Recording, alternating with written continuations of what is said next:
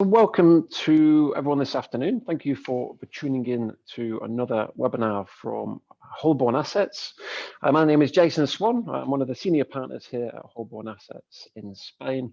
And this afternoon, I've got the pleasure of inviting two guests. We're going to be firing some questions out to talk about really everything that you need to know when it comes to estate planning as an expat in Spain. For those that are not too familiar with Holborn Assets at this point, we specialise giving financial advice all over the world. Myself personally have been working with expats now since I became an expat around 5 years back. And yeah, this afternoon I've got the pleasure of Javi from Just Solutions to join in to answer some questions around tax planning when it comes to succession in Spain. I also have Julie from Avalon as well, who's the regional manager there.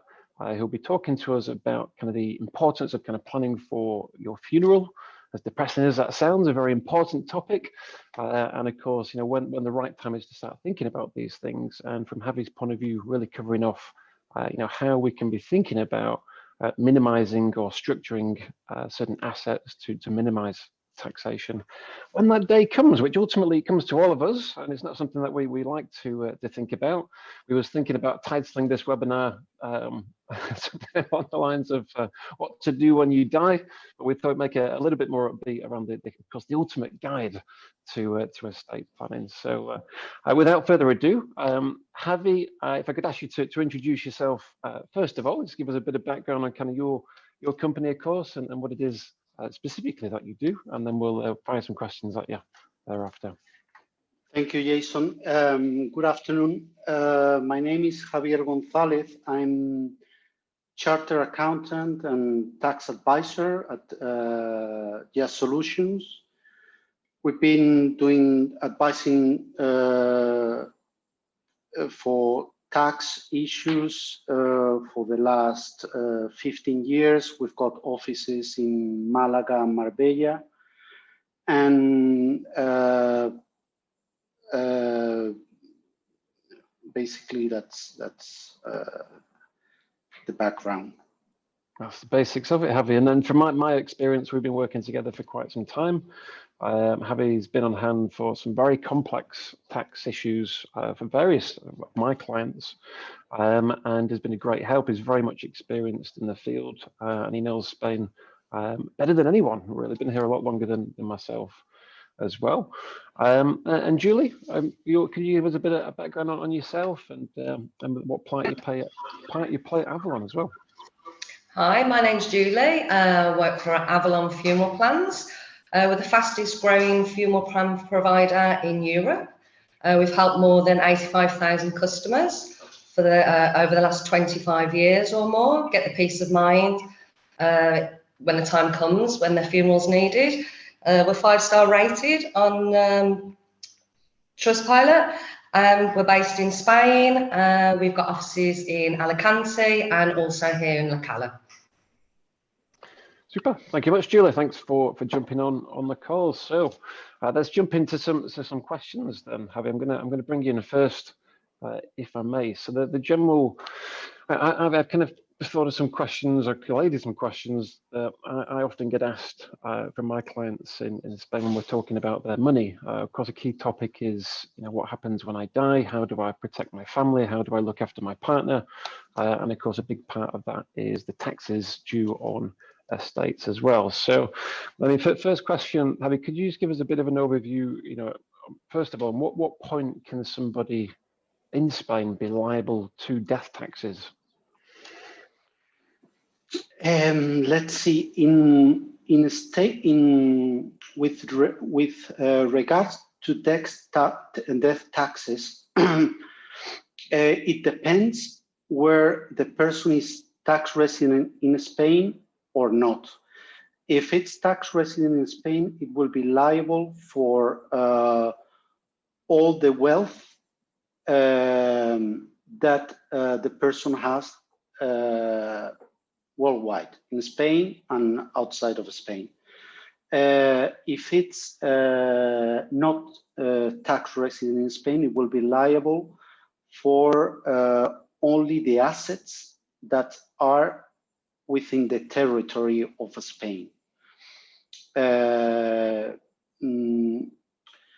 we have to bear in mind that at the moment, in the regional area of Andalusia, the inherited tax, it has granted 99% deduction. So under certain circumstances, the inheritance tax will be 0.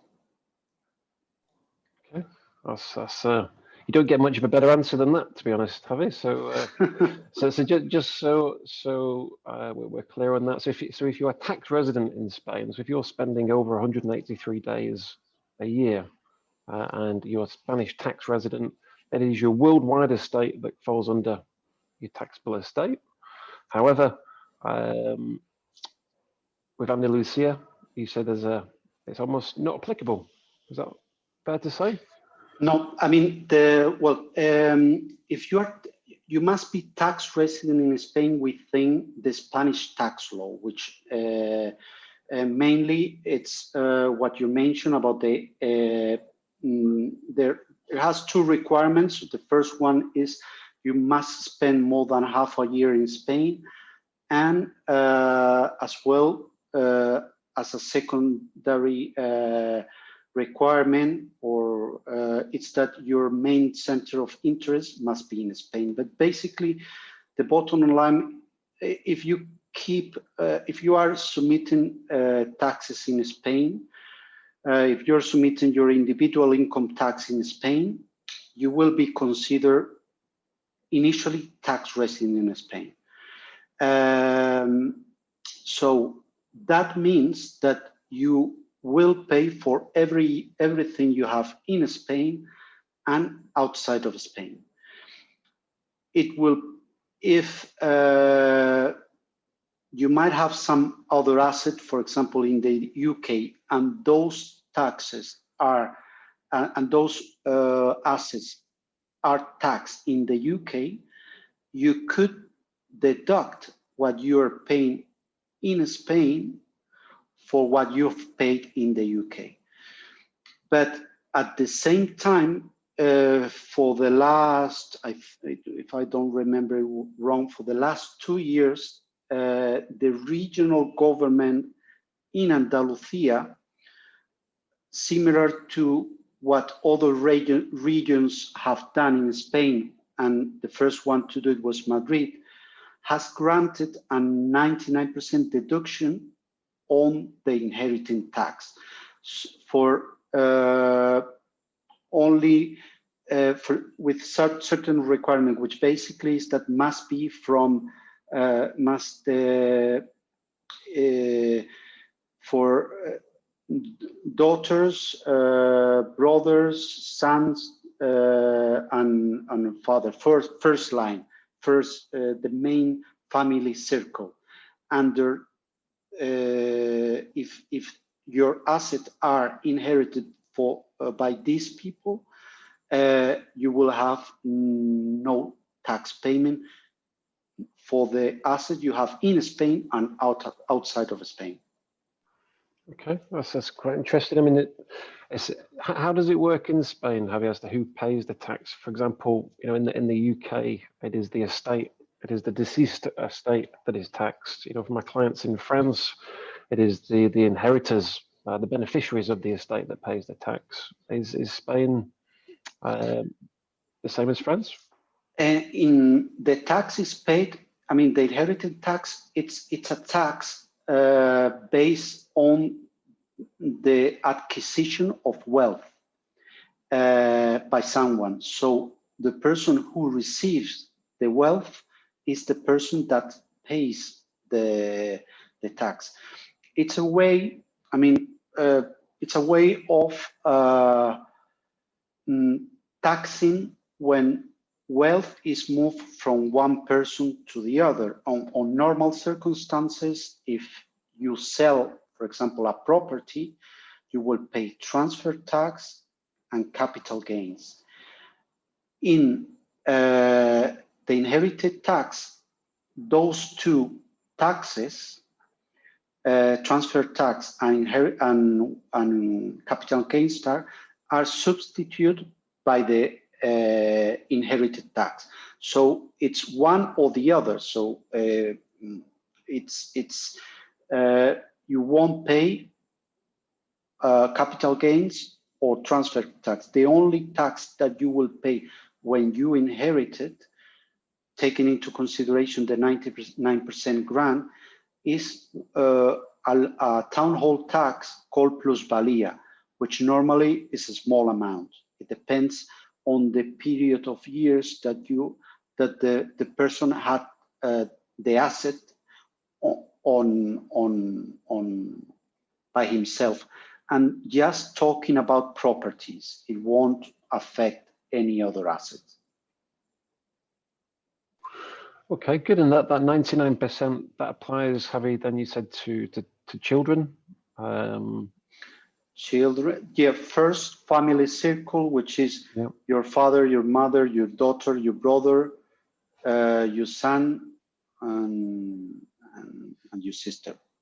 Okay, and if it wasn't a first relative, Javi, if it was being inherited by a cousin, for example, what would happen then? I mean, on that case, it will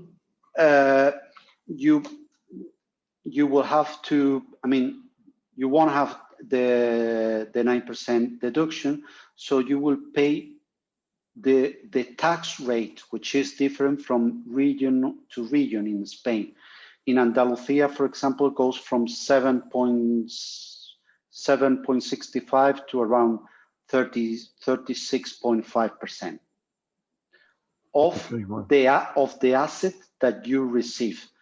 It's the net asset. So if you might have a property which is market value on 1 million euro and it has a mortgage of 500,000, you will pay on the net value.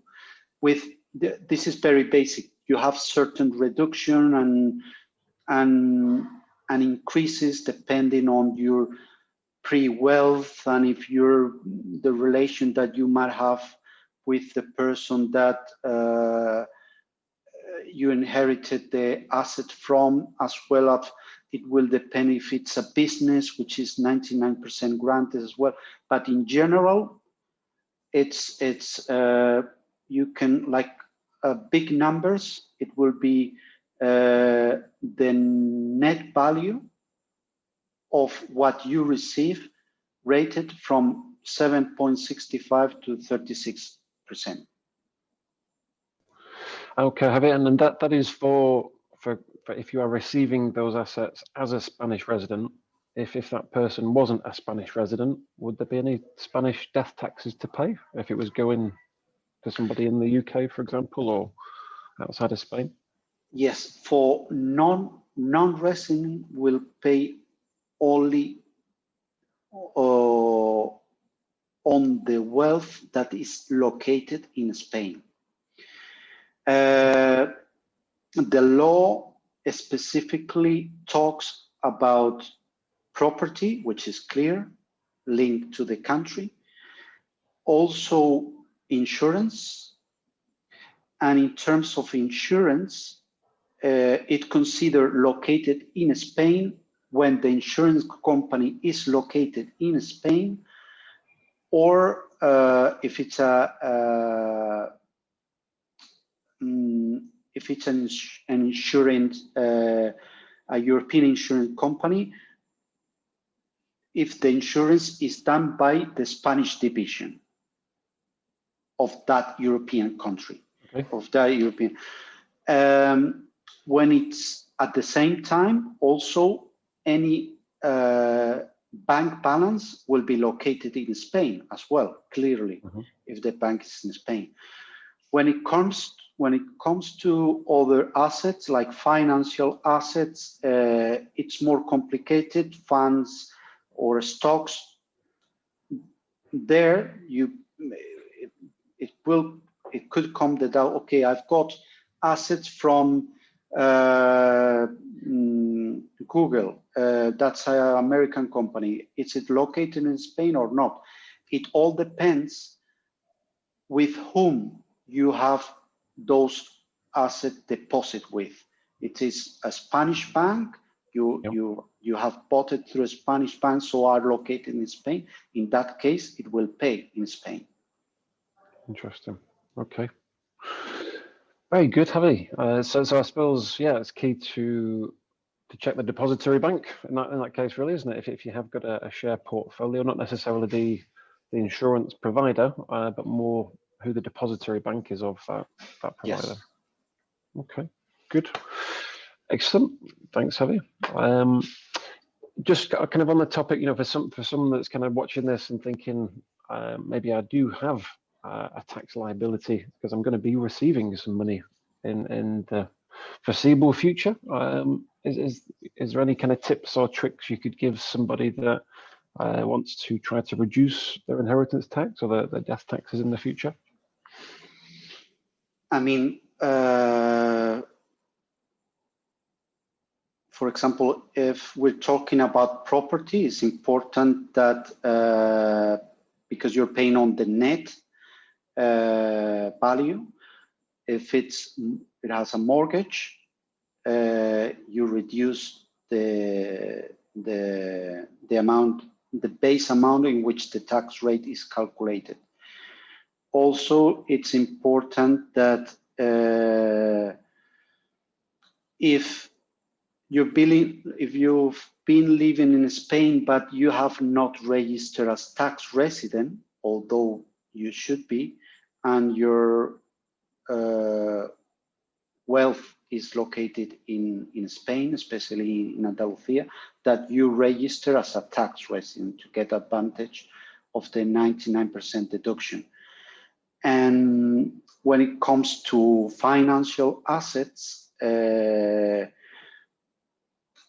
if you can locate it in a jurisdiction that is not in Spain, there won't be taxed in Spain. I have to say that pensions work differently. Pensions do not pay through the inherited tax. It pays through the individual income tax. So that will never be paid through, it will not be included in the inheritance tax. Okay, good. So as far as kind of savings and other investments, then ideally don't hold them in Spain if you've got that liability, I suppose, isn't it? Can hold them outside of Spain, and that could save a small fortune. So okay, good, super. Thanks, Javi. I've not got any other questions on that front. Thank you for answering those. Julie, hi. You all right? Hi. Yeah, I'm fine. I'm going to bring you in if I may. So, I mean, on the topic of planning for the future and planning for meeting our maker, what kind of what is a good time horizon to be thinking about funeral plans, in your opinion? In my genuine opinion, I actually think it's best to think about them as soon as you actually move to Spain. A bit like putting your will into place. You don't put your will into place because you think you're going to die tomorrow, the same way as you don't put your funeral plan into place because you think you're going to die tomorrow. It's for the future. The inevitability is going to happen, and you're actually saving yourself a lot of money if, 20, 30, 40 years down the line when you actually do meet your maker. Okay, better safe than sorry. The message. Yeah. Okay, and what's the kind of key difference between funerals in the UK to funerals in Spain? Well, traditionally out here, funerals happen within 24 to 48 hours, which is something that, being a UK expat, we're not used to. We're actually used to having 2-3 weeks maybe to actually think about it and get prepared. But out here, it is traditionally 24 to 48 hours. So that's one of the key differences. And also, most funeral directors actually expect upfront payments. So you actually pay before the funeral takes place. So you don't really get much time to plan, really, once it happens, do No, you? You no. You get in and you get out. Yeah. Planning in advance would be a good tip on that one. Okay. Yeah. Okay. And what I mean, what traditionally, and what does a traditional funeral? What's the traditional process for a funeral in Spain? How do you go around kind of organising that and planning ahead? I mean, planning ahead with us, like a company like Avalon, we actually can, we offer you local support. We're on hand 24 hours a day, 7 days a week, our bereavement line is, and we actually speak your language. We can actually delay the funeral. We offer 3 different types of funerals, so there is something there for everybody's different needs. And we just hold your hand through it, basically. So it's one call to us, and we, the wheels start. It might be a bit of a daft question. I'm fortunate enough not to have had to plan any funerals at this point, touch wood. But I mean, should we be encouraging parents and perhaps grandparents to be putting plans in place, if not already? Yeah, I think so. I mean, my own experience, my parents did it before I actually started working for Avalon. And I thought it was it's a bit optimistic, isn't it? That you're doing this already. But they actually said, well, you haven't got to worry about it now. It's all done. We know what we want.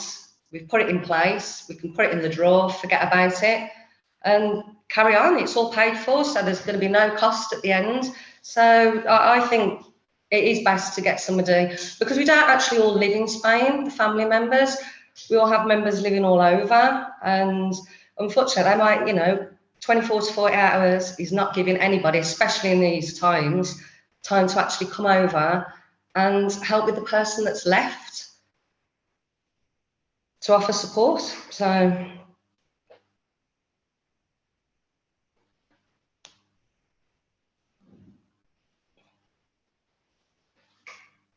My mistake. I just saying that. Is there any common problems, Julie, that come up when planning for funerals or not planning for funerals? I wouldn't say there's many common problems that come, but actually at these times with COVID, that's become a problem. And we've actually, something that's unique to Avalon, we're the only funeral plan provider that offer a COVID guarantee. So if any elements of your plan that actually can't take place, we'll support the family to make alternative arrangements, and we'll also provide a refund for any features of the plan that obviously can't be used. Okay, good. So I think general theme: plan ahead, plan for the worst, better safe than sorry, and save yourself some money. And of course, your monies are safe with us. They're in a trust fund. They're always yours. We're FPA registered in the UK. So like you say, it is better to be safe than sorry. Good. I think it's a good brand, Avalon. A very trusted brand, isn't it? Yeah. Okay. Thank you, Julie. So yeah, from our side, I think. Well, first of all, thank you for your comments, both Javi and Julie. From a tax point of view, yeah, as a brief recap for Andalusia, there is the 99% allowance. However, there are exceptions to that rule. Ultimately, it can be quite complex, and if you want to make sure that you've got your affairs in order from a tax perspective and you are a tax resident in Spain, either you personally or the beneficiaries of ultimately your estate, it's good to certainly consult Javier on a one-to-one basis and asking those questions and make sure that you've covered everything, you've not kind of left any stone unturned. From Julie's point of view, yeah, plan ahead for the funeral. There's no harm in being safe than sorry, and you have the protection that you have using a trusted company with Avalon. And for myself, really, I mean, the key topics that come up when I'm talking about preparing from the future is thinking from a financial aspect. What are the impacts if you were to die? What impact does that have perhaps on your partner? What impact does that maybe have on your business? What impact does it have on your children? Do you have the income to support you? Your pensions, do they have the right spousal benefit? Would there be a shortfall in income if you were to die, and likewise for your partner? Do you need to utilise savings and other investment vehicles, or maybe think about downsizing property to kind of cover those questions at that time? Send a message again for any questions, and to make sure everything is in order. Please do get in touch with either myself on the money aspect, with Javier from the tax aspect, and from Julie to help with the funeral planning. Other than that, guys, nothing else from me. Thank you for joining in, and I shall no doubt catch up with you later on this week. Okay, thank you, Jason. Thank you much. Thanks, Javier. And thanks, Julie. Thank you. Thank you. All the best. Speak to you soon. Bye. Bye.